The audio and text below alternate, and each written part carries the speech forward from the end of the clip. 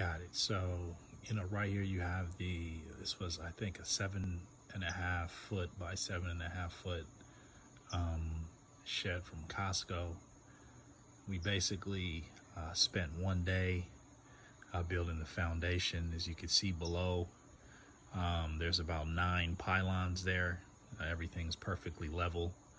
There used to be bushes there that didn't serve a purpose, so we took out all the bushes and basically used that space as the space for the shed. We didn't want it to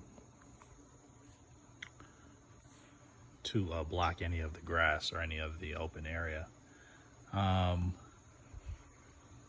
So again, I'll kind of show you the platform first. Walk around it. So you can see that's the pylon. Everything is drilled into the pylon. So you got 1, 2, and you got 3, and then back there, 4, 5. There's 2 other pylons beneath the middle to give it that extra support. There's another 2 pylons on this side, 1 and 2. Going around the back, again, just the base. There's a pylon under there.